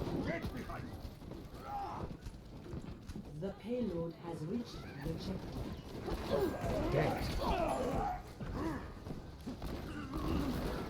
My ultimate is charging. My ultimate is almost ready! Damn it. Pardon me. Enemy spotted! I'm being attacked! Take cover! A lot of monkey focusing. Target priority is really off. Like, we're just most of this game, aside from the couple of seconds that we were on high ground for on the second point, has been dedicated to shooting at tanks and shields. I would imagine it's been probably close to like 70% of what we've been shooting at has been tanks and shields, and that's not what we want it to be. We want that to be lower if possible, right? So I'm trying to think of how we can resolve this. So first off, it's just actively looking for the other things, right? We have to understand the monkey isn't the thing we want to be shooting at all the time. And then on top of that, there's other ways to get around people. So there's, why don't we talk about that real quick? So we're 5 minutes and 13 seconds in that game. So here we're going to go over off angling, and this applied on Genji as well as McCree. We'll just go in depth here, right? Basically, how to get around tanks and shields, right? If we're standing, enemy team standing there, our team standing here, right? If we're looking down this angle, this is the main angle, right? Whereas if we just, if we're just trying to shoot down this angle, right, we shoot at shields and tanks. Whereas if we just come into this room real quick, right, now we've gotten past the shields, past the tanks, straight into the back line, get a flash right click or, whatever, we can kill people as Genji. And then it's very safe, right? Very safe, very fast. It only took us a couple seconds. We can get out super easily to our team, right? That is an off angle. It's a different angle from the main angle, right? Same thing. Enemy team there, our team here, main angle, right? We can take a couple seconds to wrap up to the high ground. Now we've gotten around the tanks, around the shields, gotten straight to the back line, right? High grounds all act as off angles as long as they are above the enemy team. Like off angle, non-off angle for the people like all the way over there, right? Unless their shield is faced a different direction, right? these are all over the place, right? Just want to make sure we're going for them, right? Whereas a lot of times I probably noticed that we're not going for them too often, and then like for example in the last one, we kind of gave up the high ground positioning to them fairly easily. We want to make sure though that we are not doing flanks. There is a difference between flanks and off angles. A flank would be if this is the main angle and we just went all the way around, all the way around, all the way around, and our flanks take twice as long, which means that in this time our team could be losing the fight. And then on top of that, they are much more dangerous, which means that you could die very easily on them. They specific characters can do these a lot easier than other characters, but on Genji, I would say you can go for them once in a while if you don't have an easily accessible off angle. And then on McCree, the only time you'd ever do this is if you're high nooning and you're doing it in between fights, right? Not during a fight. If you try to do this during a fight, you're just going to put your team down a player for the fight, right?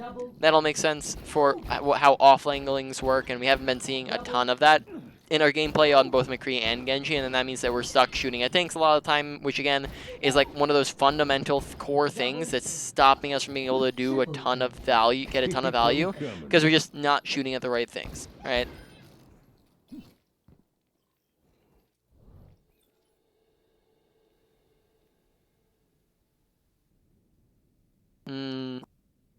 Having a brain fart here on Rialto. Yeah. Welcome to Rialto. Ready for battle.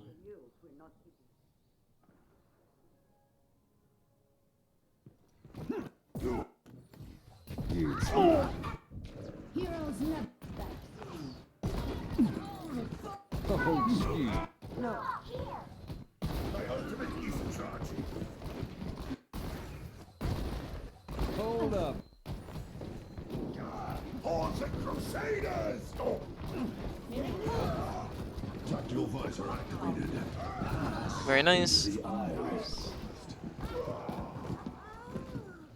Use the time to reload. Okay, so here we're just kind of tracking the, the trancing Zenyatta, right? Alternatives. Use this time to reload while you can't be shooting at something. And then on top of that, we hear with our audio that Junkrat is just like right below us. We see him shooting shots. We hear him shooting shots.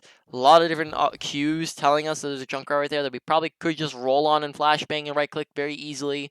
But instead we're just tracking the Zenyatta who ends up just getting around the corner. Right? And then we chase the Zenyatta who gets around the corner. And then I just, we probably could have killed the Junk pretty easily there. Right? Whereas that Zenyatta was dying like almost no matter what. Whereas the Junkrat got out, right? Whereas we could have just staggered him longer, right? My ultimate is ready. Go. I'll be. I salute you.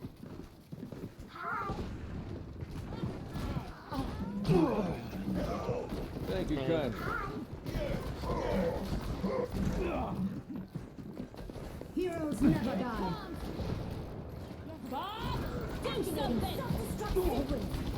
Standing out in the open, make sure we're using cover properly. We're just kind of out in the middle of nowhere at the moment, so make sure we're using it better. Make sure we're requesting healing. This will alert your Mercy to the fact that you actually low, whereas here Mercy does not seem to be paying attention to the fact that you and Soldier are 1 HP, which is probably important information for her to know. So press I need healing. Be aware of the fact that you need healing. Yep, there you go. Just a little bit late there. Okay, once again, not using your ultimate at all. Just kind of holding on to it. Very nice kill. Dein Schutzengel ist da. Jumping on our flank. Nice kill though. Finished yet. The payload is approaching its destination. Pardon me. This one only has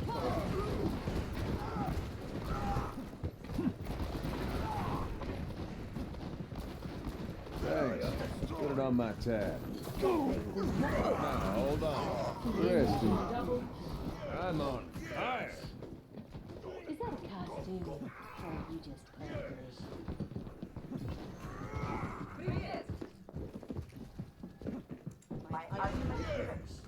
Nanoboost is ready to deploy. Hello. Hold up now. Get in there. No. Did the time just run out? What? What happened to the game there? That I have no idea. Alright, well, I guess the game just ended there. Alright, Oh. well, sounds good. I guess to just emphasize the point, let's just watch through a little bit of our gameplay on like 2x speed and just like pay attention to what we're shooting at. Right, so skippy skip. Right, okay, we're shooting at stuff here. Yeah, we're good. The fight hasn't really started yet. We're just poking. This is fine. Right, shield, tanks, right, shields and tanks, that's fine. They're the only thing to shoot at. You know, shield, shoot at the Reaper a little bit. Tank, shield, tank, right? Now we're shooting at Reaper, this is fine, right? This is good. Tank, dead, tank, shields, right? This is fine, we're winning the fight. And now we're on different things, right? We're good, let's get forwards a little bit, right? We're on other things there, right? But we get into the next fight, right? Shield, tank, shield, right? Tank, tire, good job with the tire. Junkrat, we got the kill, very nice. We got these guys, very, very nice, right? Once we swap to those other targets, we actually got things, right? Tank, shield, tank, shield, tank. Okay, shooting at some other things, tank, tank, tank, tank, tank, tank, tank, tank, right? This one's just all tank, tank. High noon, tank. Right, just a lot of tanks. Tank, tank, tank, shields. Shields, now we're shooting at some other things. Right, now we're about to take the high ground, shield, tank, tank, tank, shield, shield, right, just, yeah, we're doing that. Now we're flanked, now this is a good off angle, we actually get to the back line, we just don't secure a kill here because we missed some shots. Right, that's fine, I liked that angle. Right, we're shooting at some stuff, and then now we just immediately back off, and then now we're back to, you know, shield, and then they die, and then back to tank, and then tank, and then tank, right? It's just, you know, I don't think I have to go any further, right? But it's just, you see it's just constantly tanks, shields, and then that just means that we're not really doing as much as we could be doing, and then that means that therefore we're not getting a lot of carry value, we're not doing as much, right? Which means that we're not winning as many games, and we're not performing as well, and you're not going to get your play of the game, as many play of games, and you know, all that jazz that you like to get in quick play. Just more kills, less deaths, you know, more value, right? So again, probably can just look to go ahead and give me another one, and then that should be the last one, unless it's like only a couple minutes long here. Let me look. I don't. Not sure.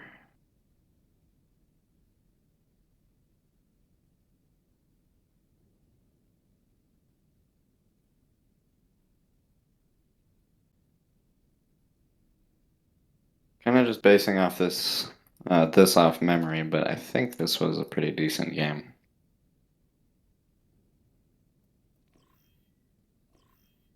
Or at least not one where we just got rolled.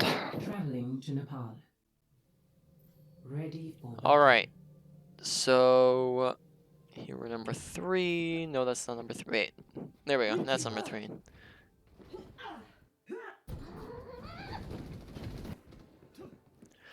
Alright, so we're coming in, just getting some poke damage in real quick. Yep, it's good. Team's going left side. Oh, nice. We got a spammer.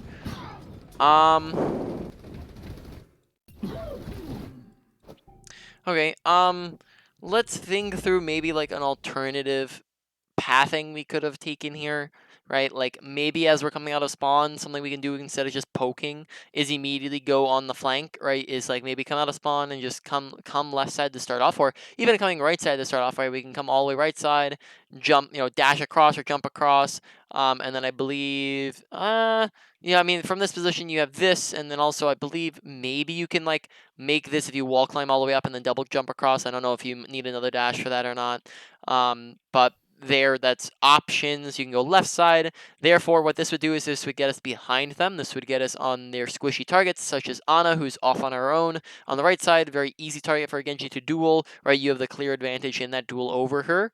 You have Mercy who you can kill, right? And then what was the Pharah, right? Pharah Echo, probably not gonna have too much of an impact on. So here we just, you know, again going off that target priority, would probably be focusing their supports most of all, with Pharah, Echo, and the tanks being, you know, kills we go for if we have the opportunity to, right? If they're low or out of position or the only thing we can shoot at. So here, just, you know, maybe instead of coming from the front line immediately, we could maybe go for the back, right? Is an option here.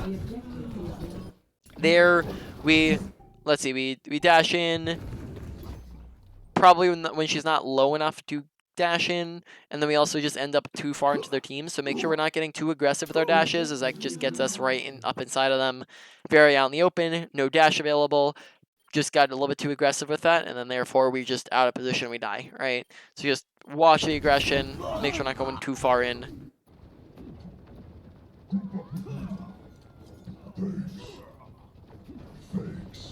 need to recharge. Allow me to repair the damage. Focus with me.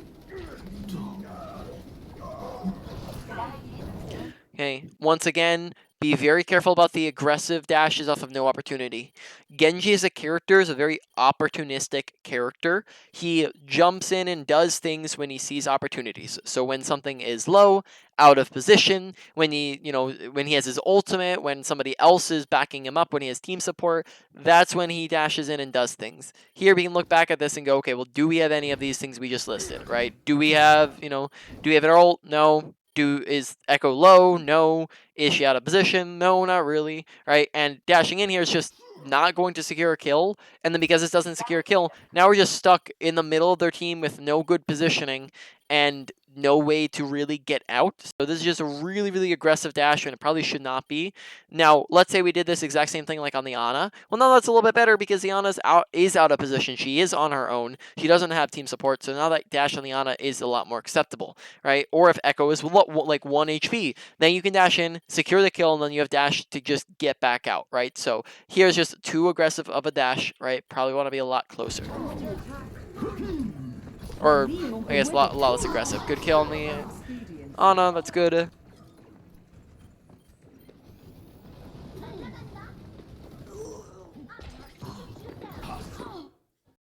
Okay, we should not be engaging, paying attention to kill feed and what's going on in this fight. You should not be going in when this fight is lost. It's a 1, 2, 3, 4, almost 5 versus a 1, 2 question mark. 3 question mark, right? It's just this is a lost fight. We don't have teammates available. Therefore, going back in and engaging is not only just feeding, give them ult charge, it's also staggering ourselves, which you've talked about. You know what staggering is, but it's basically just wasting time. Or sorry, let me phrase that. It's dying late and then therefore wasting time, right? So we want to make sure we're not staggering ourselves, because here that's just basically what we are doing here. We're gonna die. And then we respawn, and let's see, notice how our entire team is like all the way up here. This can start staggered trains where we staggered, and then now our Hog staggered, and then our Reinhardt staggered, and then that starts staggered trains and when we do it first. So make sure we're not doing it first, right? Big important thing, we want to make sure we're not staggering, because that's a big mistake right there. I'm with you.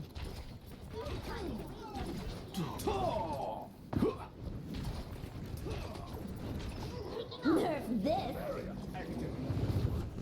Okay, good dodging of that, that's good. I'll show them. My ultimate is charged. Attack with me. Adaptive circuits engaged. Reinhardt.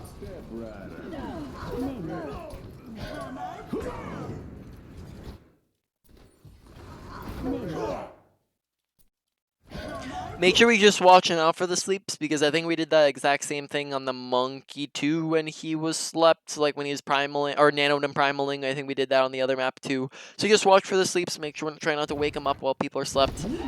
That way we just let them waste their ultimate. Once again, getting a little bit aggressive with the dash, though this wouldn't be a problem as long as we just, like, honestly, this isn't super dangerous because it's just one person here, right? So this isn't really dangerous. The problem is we don't deflect fast enough, right? So we get, we get shot at here, we get directed, we should just immediately be deflecting and backing out, but instead we keep shooting, we look around, and then we deflect, right? It's just that late deflect, and we don't back up immediately when we see we're low, so awareness, paying attention to our health bar, making sure we're escaping when we see we're 1 HP, right? Helden sterben nicht.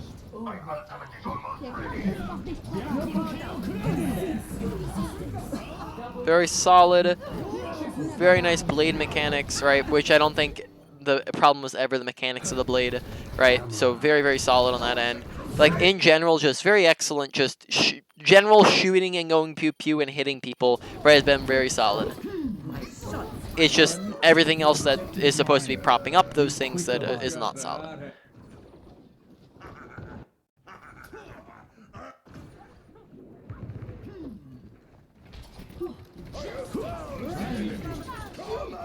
Nice deflect damage, that's good.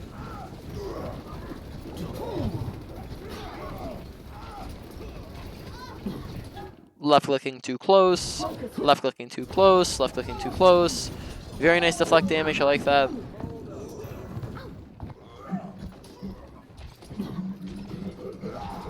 Aiming like too low, not at head level here. I'm taking care of you, Genji. Dash through that. Oh, a little bit delayed with the dash. Probably could have killed it there if we dashed faster. So just sometimes here reaction times are just a little bit slow, right? Why did she do that out in the open? Maybe she's trying to go for like a kill for some reason. Adaptive circuit. Alright, for some reason we did that long wraparound. I don't know why. Heroes never die. Nerf this. Reversing personality mode. Thank you. Let's see, do we have a nano? No, we don't. This was necessary. I am on Heldensterben. Alright. Now they get their res off. This is looking in their favor at the moment. We probably want to be using our blade. Alright, yes, never mind. Our whole team is back there. I didn't notice that. Our team had pulled back. But now that we have our whole team, probably should be looking for a blade.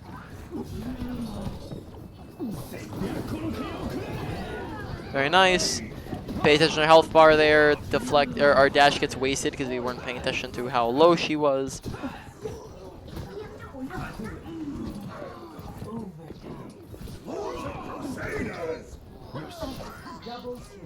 Very nice. Damage increase. 3. Enemy seen.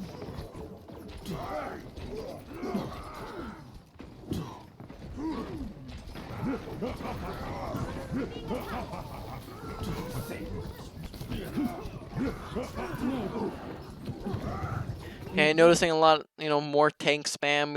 It's just it kind of alternates back and forth between these games. For like sometimes we'll be good on it. Like last game we were good on it, and this game you just immediately run back to the tank spam, right? Like where we come in here, tank, tank. Right, we're looking at stuff. Here right now we could be, taking high ground, maybe looking to. All right, never mind, there's monkey right there. But we could be looking to just take high ground, get on the Brig or the Genji, or go to these guys back there. But instead we just sit here and spam tanks the whole time. So we're shooting a tank, and now we're shooting at other things, and then we're on tank, and then now we're back to shooting at. Now we're going around. But by the time we're actually on anything else, the fight, we're already down a person. Tank, right? Tank, just not really doing anything productive at the moment. Dashing in without any advantage to go off of, unless it was Reinhardt low there. Maybe I missed that.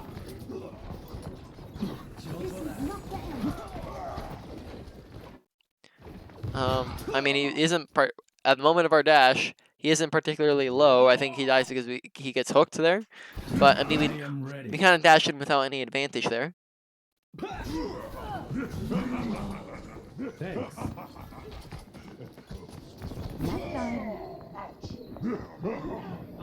Oh. Good dash to get out of our line of sight. That's good. Let's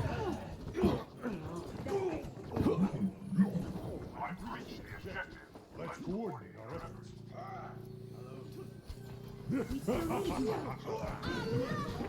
Okay, that's good. We're going on the flank to get around. So then they do have a rally, so that kind of sucks. 本気を見せてみろ。早くこの風のルート。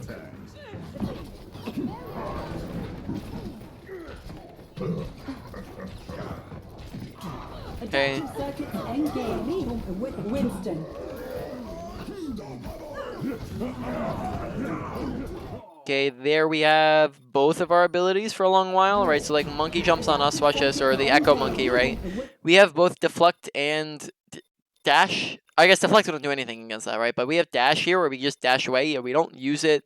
We also have a wall we can climb right next to us and behind us as well. If we kind of sit here and poke at them when this just probably isn't a duel we want to take, don't try to 1v1 a monkey when he's like right on top of you, because he just wins that duel. Instead, the only time you ever want to shoot at a monkey is like when he's further away from you, right? Or you have team support. And then we also have dash, and we're just not using it, right? You're powered up.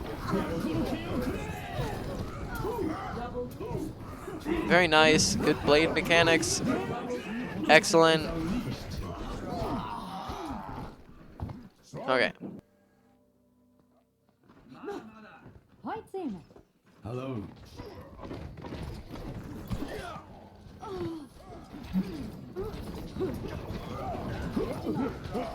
Tank spam, right?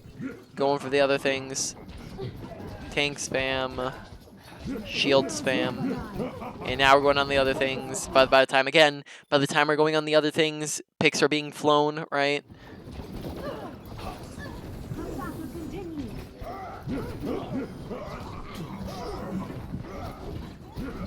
Now here Ryan's out of position. That's a good time to be on the Reinhardt, right?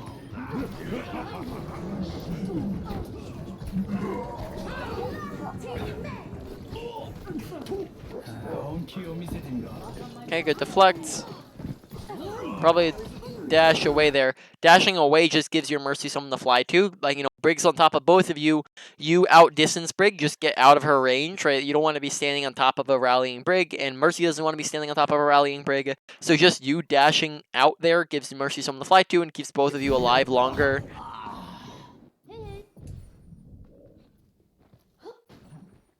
Get a load of this. Hello, girl.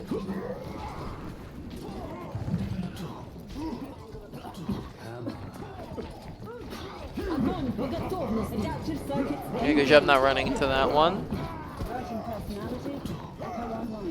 Though again, just a lot of sin on the front line, not really doing particularly very much there. Right, whereas alternatively, maybe we like dash up to the high ground, take that off angle, right, get behind them, do some stuff from up there. Okay, we're almost out of Nano Blade, so that's what we're playing for now.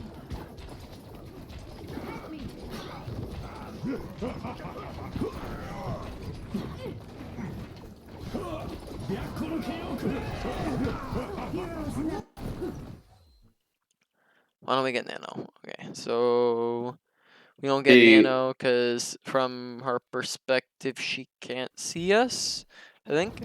Yeah, so we dash out of her line of sight. And then now we're in her line of sight, but she just doesn't hit us with it. Alright, so there, just make sure you're paying attention to like your Anna's line of sight and make sure she can see you. So you just, you know, glance behind yourself real quick to make sure she can see you before we're going for it. Besides that, let's just watch through it. Good target priority there. Yep. Good job going on the Brig.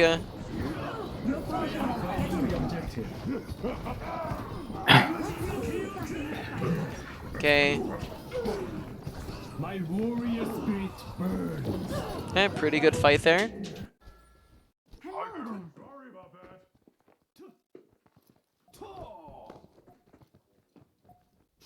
Sorry about that. Sorry about that. Sorry about that.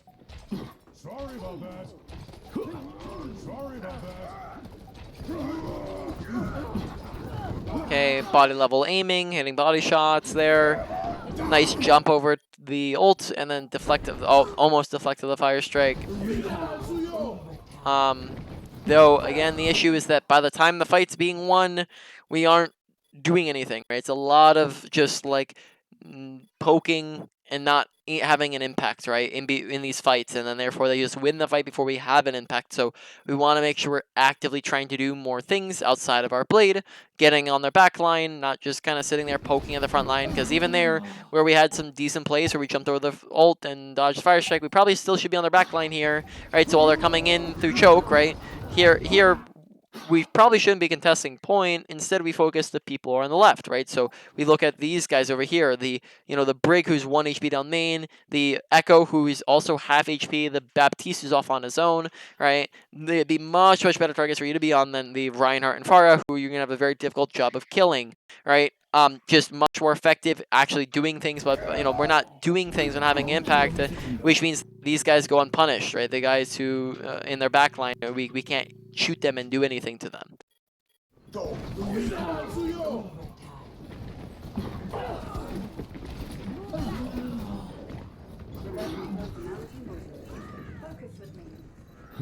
Alright, I think that's it there.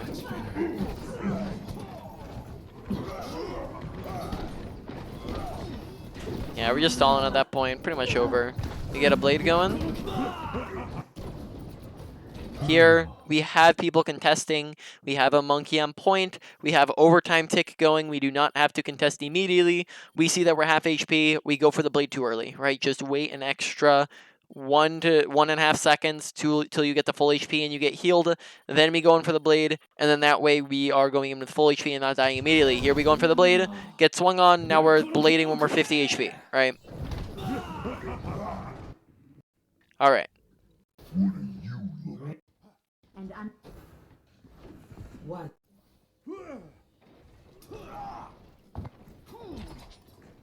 You needed a doctor?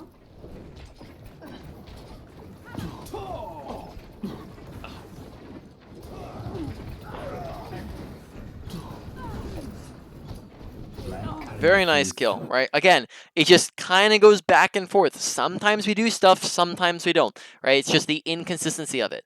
This is the type of thing that you want to be doing in all these other fights that we just aren't participating in, right? Whereas here we're going for the far immediately. We're not waiting around and spamming the tanks. We're not shooting at the tanks. We're not shooting at the shields. We're immediately going for that kill, and then therefore we find value before they get value, right? And that's what we want to be doing consistently, not just every once in a while, and then therefore you're going to get more value out of that.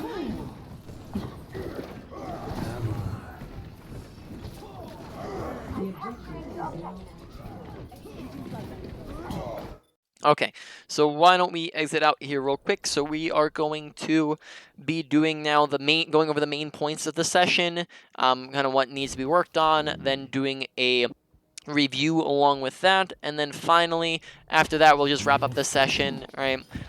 So number one thing to work on was going to be, let's see, mechanics, right? Just a lot of things within this category that just fundamentally kind of messed up with our gameplay, right? Just on a fundamental level. So mechanics, right? What needs to be worked on it? To be honest, general mechanics of you just going pew pew shoot shoot is looking pretty solid. Like we have good shots, we hit people with good blade mechanics. The issue is a lot of the other things within mechanics. So things within mechanics, first off, crosshair placement. Make sure we're aiming at levels, so we're actually hitting headshots, we're hitting a lot of body shots. This is one of those fundamental things that will allow you to do more damage and therefore get more kills, right? On top of that, left click versus right click distance. Another one of those fundamental things that will get you more kills if we understand it properly, because it really is going to be something that you're doing every single time. Every single time you play Genji, this is going to be a thing, right? So left click as a refresher, right? Left click is longer distances. It's going to be when you're like past like 12-ish meters range. Right click is within that distance on squishy targets, and then you can go a little bit further with it at ranges if it's on a tank, a big cluster of people, on a shield, are all the times where you can be doing it, you know, at further away, right? Otherwise, you want to be left clicking. You can even left click dash if you're further away. Like if we're like right here on a squishy target, right click's just going to do one single shuriken, or yeah, one single shuriken, right? Whereas we left click dash, now we're hitting more than one shuriken, right? So left click versus right click, knowing when to use each, big thing. One of the biggest things out of everything here is target priority, right? Big, massive thing is knowing what to shoot at, right? There's constantly a big, going more into depth on that, right? Or a review of that, right? Don't shoot at tanks, right? Tanks are the things that we don't want to be shooting at all the time, right? We can shoot at them. We shoot at them when they're low, when they're out of position, when they're the only things to shoot at, like when you don't have off angles and you can't get to the back line super easily, right? Those are times where we shoot at tanks, but in any other case, we probably shouldn't just be shooting at tanks all the time, right? We shoot at tanks too much, so focus on the other things instead. This is going to get more kills, do more damage, right? And we actually find value when we are looking for those other things. On top of that, there are also just, even among supports and DPS, there are harder things to kill than others, right? Like Tracer, Lucio, gonna be very hard DPS and supports to kill, so focus on the things that are easy to kill. Make sure those are your #1 priority. Echo Pharah, very hard to kill as a Genji. Focus on like the Mercy and the Ana, who will be much easier targets for you to kill. So have that target priority in your head, that way you're not on the wrong things, right? Moving on, let's see. Then just general mechanics of just sometimes where we with shots, right? Just getting better at that, and then I think that's most of that category. Number 2, let's think through this real quick. Number 2, I'm probably going to put at, I think the awareness slash aggression takes it, that kind of category. So aggression is just making sure we're doing things, right? Is when to go and when to play passive, right? This kind of comes in at like playing for opportunities, right? It's just making sure we're going in when we see opportunities and we're not randomly going in and getting super aggressive when we don't see opportunities, but then we are when we do see opportunities, right? So we're paying attention to opportunities. On top of that, a lot of times you just, during fights, you just play way too passive. That just kind of comes in at, again, aggression slash like kind of a play style thing where we want to make sure we're trying to do things outside of just our ultimate, which we did do sometimes, but we didn't do the other half of the time, right? Like we did this half the time, the other half we didn't, where we do things outside of fights, or outside of our ultimates, where sometimes we just kind of sit around and poke and that's it, right? Only time you should be sitting around and poking is if you're like 80 away from your ult. That's the only time, right, really where you should be doing that, or in between fights, right? So on from there, awareness just had a lot of different odds and ends, things here and there, right? Paying attention to kill feed, knowing when the fight is won or lost. Just as a quick refresher, 1 to 2 is an advantage or a disadvantage. 2 to 3 is a won or lost fight. No ults in won or lost fights, and then in a one fight you get super aggressive to go get stagger kills. In a lost fight you get out if you can, and if you can't you let them kill you so that you do not stagger yourself, right? So being aware of that, being aware of what team composition the enemy team is on, right? So we can, if we pay attention to team composition, that's going to allow us to know when they have a Doomfist, right? And that team composition dictates play style, right? So paying attention to what they're running is another part of awareness. Making sure we're paying attention to where's my team, where's the enemy team, right? That way we can make sure we're not pushing in when we don't have any teammates alive, and making sure we're not getting snuck up on by people, right? By enemies. Make sure that before we ult, we're going, and in general, we're scouting. We're paying attention to where people are right, on the enemy team. Pay attention to your health bar. Make sure you request healing when you're low HP, right? Just a lot of odds and ends things here and there, on top of just when should you be getting aggressive. That makes that category number 2. Now, number 3 is going to be your blade usage, or not blade usage, ultimate usage, right? Because we also talked about McCree a little bit. In here, it's just, again, it's inconsistent, right? Sometimes it's fantastic, sometimes it's terrible. Make sure, once you get into your ult, you're good, right? Make sure that we're not holding on to our ult. That's going to mean that we're not going to get value out of it. Ults that aren't used don't do anything, so make sure we're using them as often as possible. Make sure we're using them at the very beginning of fights. We're not holding on to them till mid or late fight, where, the beginning is where it gets the most value, as well as it can stop you from just losing a fight before you get a chance to use it, right? Besides that, scout before you go for your blade. Make sure you're, let's see, what were some other ones? Like High Noon, just look for better opportunities for it. I'm trying to think of what some other ones were. I think that's, make sure you're not going for, your blade when you're like 1 HP, right? Get healed up before you go for it. And then that's pretty much it for most part.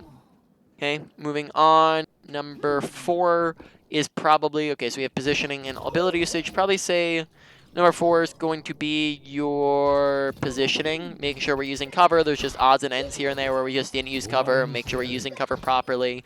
Then we also talked about off-angling, which it kind of is a combo pair along with the along with target priority, where we just want to make sure we're going on the sides, not always in the front, right, and taking those off angles so we can get around to supports and DPS, right, instead of just sitting on the front line shooting at tanks and shields.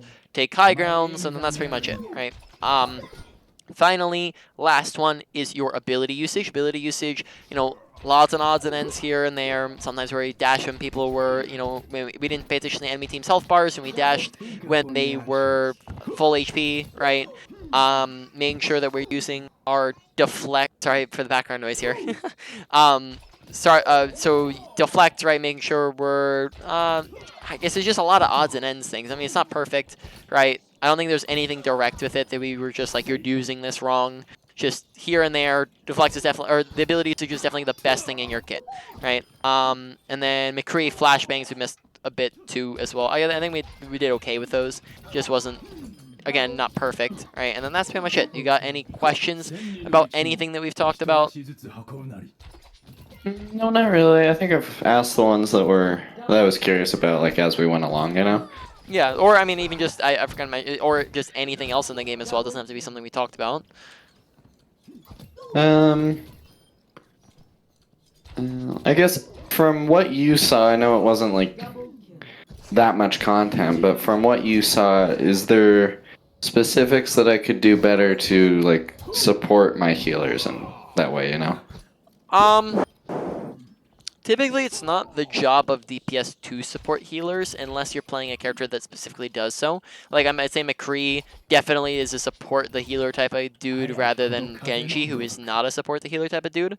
Genji, Yeah. if you're like, you can't be next to your supports. Like if you're next to your supports as Genji, you're out of range of the enemy. As McCree, you can be next to your supports and be in range of the enemy because you have more of a distance on your gun. And then on top of that, you also have a flashbang and more health that you can use to actually contest people. So I'd say it depends on your character. I'd probably say on Genji, just you're probably not going to want to support your DPS, your supports a lot of the time, right? The only times you would is if you're already in position to do so, right? On McCree, you definitely can more often. I think there wasn't a ton that you did wrong with it. Just being aware of when your supports are in danger and when and what characters are going to be on top of them. But I don't think there was particularly anything that we did wrong in protecting our supports. Does that kind of answer the question? Yeah, I feel you. Yeah. All right. I guess Anything else? the Good. only other one that I could think of was like character-wise and playstyle-wise, what would be like the biggest, or I guess most effective switch in both of those to just like go into like a carrying sort of mode? Because like, When should you? Are you asking when should you be on Genji versus McCree? no, just like when to put it bluntly, if I get a bad team, Yep. like what would be the best way to succeed while still like dealing with that, so I don't just Yeah. have to leave the game. So how you're asking, like, how does one carry? Is that kind of what you're going for? Yeah. Well, one Yeah. carries essentially by outputting more value than they're losing. So essentially what that means is by making very little mistakes while outputting a lot of value and being very efficient, right? That's essentially the very fundamentals of what carrying is, because you can just sum carrying up to getting a lot of the very basics of what carrying is it's getting a lot of kills and doing a lot of things while dying very little and making little mistakes. So what that means is that to carry better, you're going to want to look to work on all of the mistakes that we've talked about and all the things that need working on, and then you're going to want to look to get more efficient by practicing the things again that we've talked about, right? Essentially, again, just to go back to the basics, is the things that we have talked about. If you work on those and you get better at the things we've talked about, that you will carry to a better extent, right? Now, keeping in mind that, in general, teams will lose you games. Teammates are bad, but you kind of just have to accept that, especially if you're playing in quick play, is that teammates aren't going to be good, and then that means that your mindset should be on your own self-improvement, because if you do better, then you can carry in more of those games, right? So that's one of those things like where maybe like that can help a lot with the salty mindset, right? Of like, if you're focusing on yourself and your own gameplay and improvement, then that brings your attention off of your team onto yourself, and then that can lead to a better experience, both with, of course, it's not fun to be a salty, and then also you'll see improvement off of that as well. Right. So that all makes sense, yeah? Yeah, I get you. That makes sense. Right. Anything else? No, thank you. All right, no problem, man. So what'll happen now is I'm going to end the recording there.